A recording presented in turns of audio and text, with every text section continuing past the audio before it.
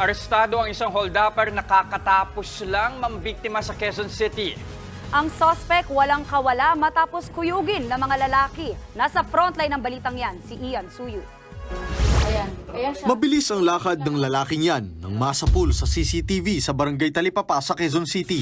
Pero nang makitang may papalapit sa kanya, mabilis na tumalikod ng lalaki. Ang hindi niya alam, binubuntutan na pala siya ng isang tanod. At pagkalapit ng tanod, agad nitong sinunggaban ng lalaki. Ilang saglit pa, ilang lalaki ang dumating at nakigulo.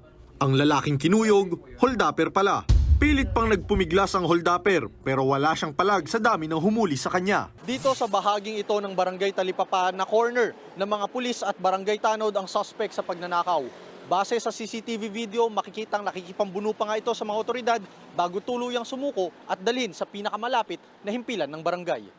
Ayon sa pulisya, katatapos lang mga hold up ng suspect nang masapul sa CCTV. Isang parking attendant ang tinutukan ito ng suspect at nagdeklara ng hold up at kinuha po yung cellphone niya. Yung suspect po pagkatapos ng hold upan tumakbo sa papuntang direksyon ng Mindanao Avenue. Pagdating sa istasyon, positibong kinilala ng biktima ang suspect. Na-recover sa suspect ang ninakaw niyang cellphone.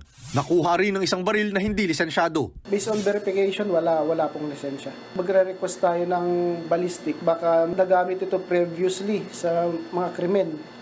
So magko-cross match tayo. Napag-alaman ding labas-masok na sa kulungan ng suspect at dati nang nahuli dahil sa pagnanakaw at ilegal na pagsusugal. Ayon naman sa suspect, hindi sa kanya ang baril na nakuha ng mga pulis. Titignan niya po pilit yung bakal na dala-dala ko. Kasi po may dala akong bakal po. Baril po. Kanino yung baril na yun? Sa kasamaan ko po. Binabebenta po sa akin. Na-inquest na ang suspect na mahaharap sa reklamong robbery at Comprehensive Firearms and Ammunition Regulation Act. Nagbabalita mula sa Frontline, Ian Suyu, News 5.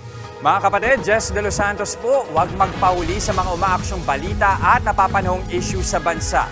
Para sa mas malawak na balitaan, mag-subscribe at mag-follow sa social media pages ng News 5.